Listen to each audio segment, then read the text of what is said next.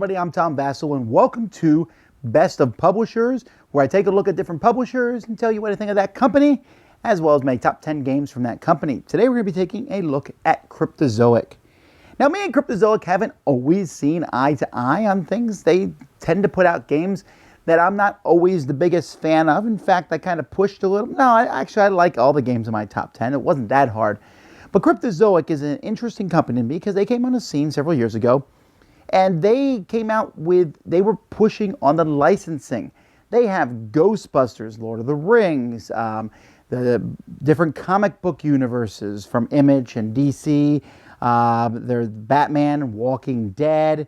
There's a lot of different licenses that they have. The Cartoon Network. You'll see a lot of games that just come straight up from the Cartoon Network. In fact, they even have one that's just basically on the Cartoon Network.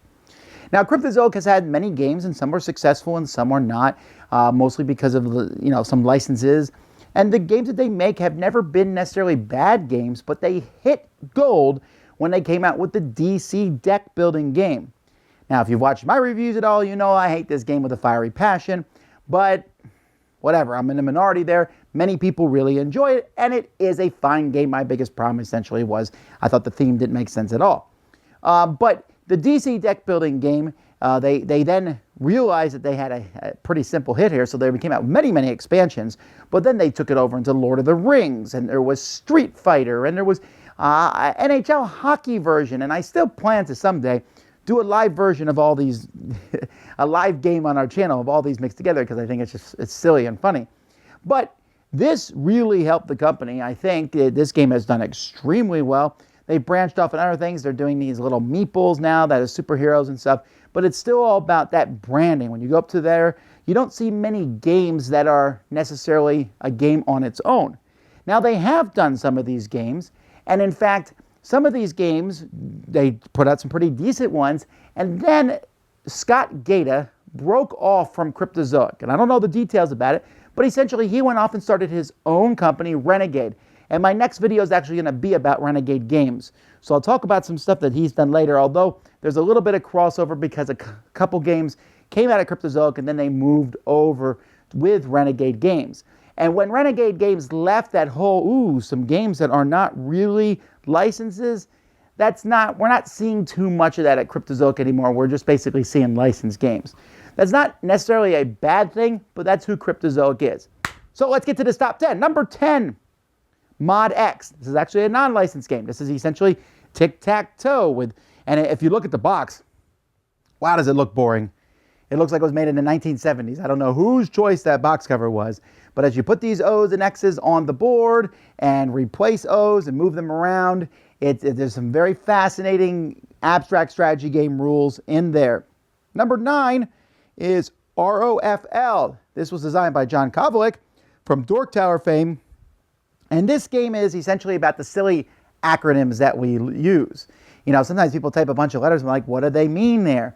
So in this game, you are attempting to give clues to people using the shortest possible grouping of letters that you can. I mean, you could spell out the whole thing, but you want to shorten it as much as you can, trying to get them to guess the answer.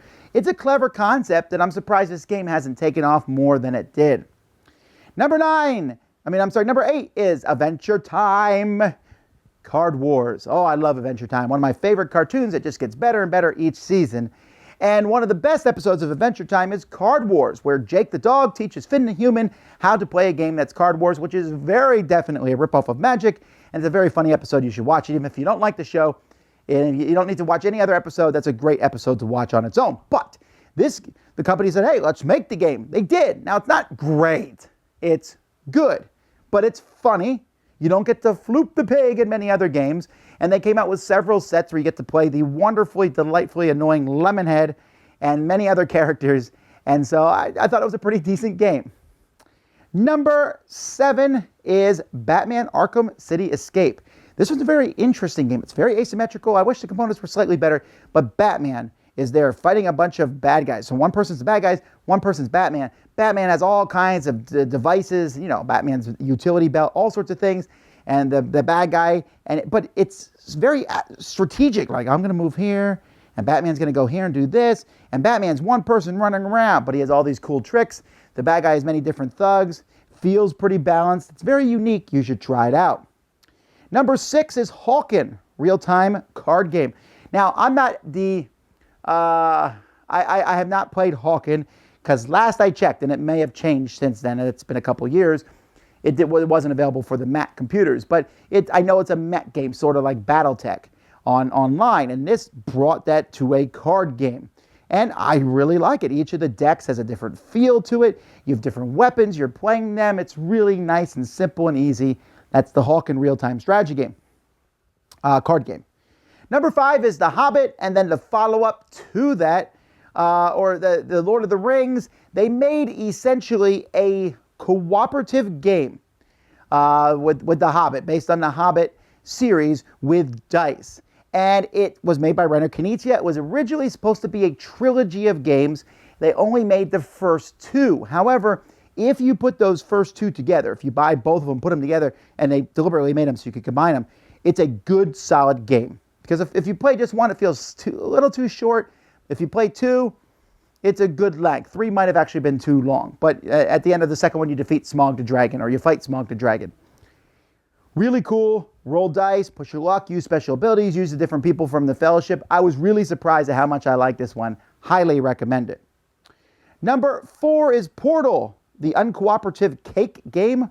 I never played Portal. I know about Portal. I know about all the jokes about Portal. I know how Portal's played. Just not something that interests me. And I didn't know what to think about this game, but it was really intriguing. As you are moving, and the board has a little bit of a scrolling effect, and you're trying to go around and collect cake. Because in this game, apparently the cake is not a lie. I'm not really sure. But it has really cool cake pieces. And I kind of went in thinking, oh, here we go. And I was surprised at how much strategy and fun was in this game. Number 3 is one of the games that moved to Renegade Games, and that is Gravwell. Gravwell is a game where you are trying to move in reverse using different elements to pull yourself out of a gravity thing. But you might move one direction, you might move the other direction. So you got to be careful what cards you're playing and what direction you're moving in at any given point. And you're using the gravity of the other ships to move you. Fascinating concept. Very, very unique game. Certainly one you should check out. The top 2 games are a partnership that Cryptozoic has made with Hobby World from Russia. Both these games were originally Hobby World games, but Cryptozoic picked them both up, so I'm giving them a Cryptozoic 2. Number 2 is Masters of Orion. This one is just coming out now. This is based loosely on the Masters of Orion computer game. That's fun, that's cool, but it feels like a light Race for the Galaxy style game. Highly recommend it to try this one out. This just came out. I really enjoy it. It's fast. It's simple. You're picking different actions, trying to build your empire up, little card empire up. And number 1, also from Hobby World, conjunction with Cryptozoic, is Spyfall. Spyfall is amazing. I love Spyfall.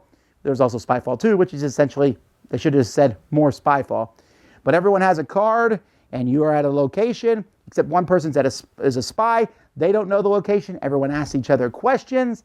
Eventually, someone's going to think, well, your questions don't make any sense. Neither do your answers. You are the spy. And if players can figure out who the spy is, they win, unless the spy can figure out the location where everyone is at. So you got to be careful with the questions that you ask and answer. Very, very entertaining.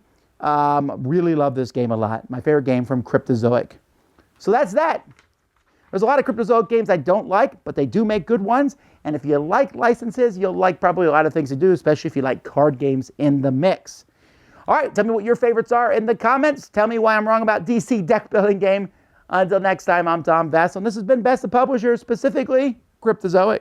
Thanks so much for watching the Dice Tower videos. Find more great videos and reviews, as well as our top-rated audio podcast at Dicetower.com. You can also find other great shows at Dicetowernetwork.com. I'm Eric Summerer, and you've been watching The Dice Tower. The Dice Tower is sponsored by Cool Stuff Inc., where you can find great games for great prices.